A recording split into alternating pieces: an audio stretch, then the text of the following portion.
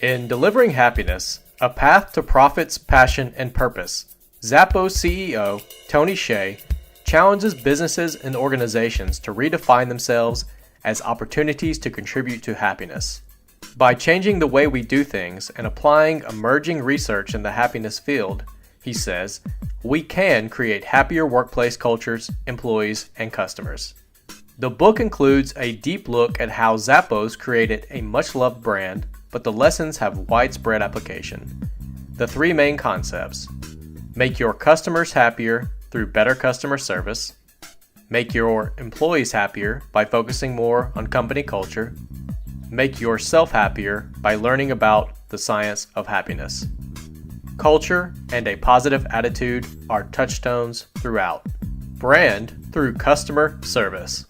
Repeat customers and word of mouth drive growth. Money at Zappos is spent on enhancing the customer experience, creating brand champions or ambassadors. Hsieh suggests, make customer service a priority for the whole company, not relegate it to a single department.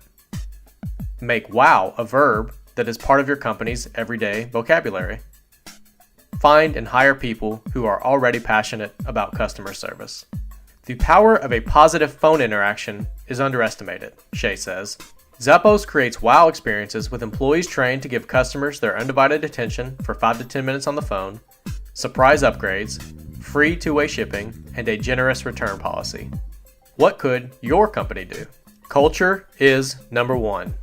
In Delivering Happiness, Hsieh says that culture is Zappos' number one priority, even more than customer service because, in his words, if we got our culture right, then building our brand to be about the very best customer service would happen naturally on its own.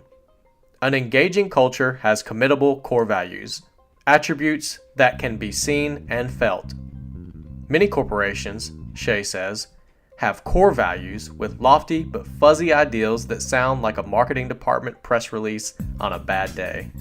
Zappos wanted a list of committable core values that the company was willing to hire or fire on. The list may seem unorthodox, but it works for Zappos.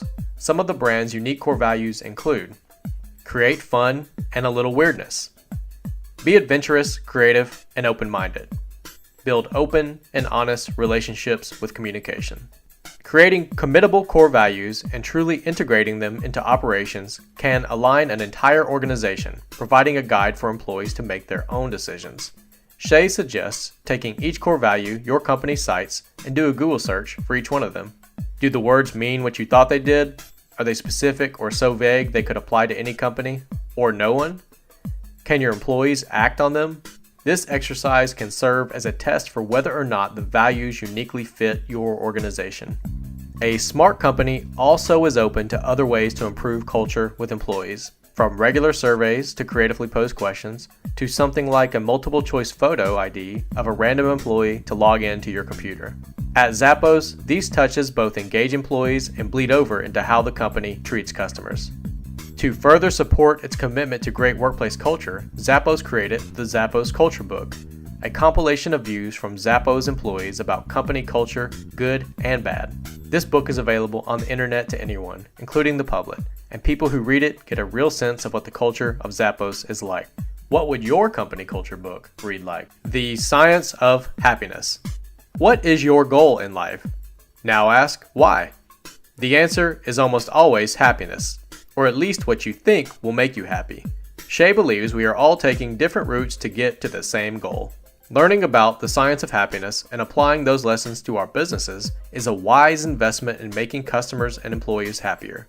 Zappos, for example, even offers a Science of Happiness class to employees.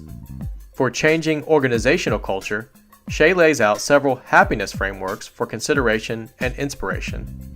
We will look in detail at one, Happiness Framework Number 1. Hsieh claims that happiness boils down to 4 things and shares examples of how Zappos delivers them. They are: perceived control. The call center implemented skill set raises where employees can bump up their pay by acquiring new skills. This gives people a greater sense of control over how much they earn. Perceived progress. Instead of giving one significant promotion over an 18-month period, the merchandising department promotes in smaller increments every 6 months. Employees like it better. The sense of progress is continual and reinforced. Connectedness. The number of good friends an employee has at work is correlated with how engaged that employee is. Earlier in the book, Shay admits he only hires people who he and other employees would enjoy hanging out with outside the office. Vision/meaning. What separates great companies from good ones is a higher vision, something beyond money and making profits. This is paramount because employees want to be part of something with meaning. How might you build a happiness framework?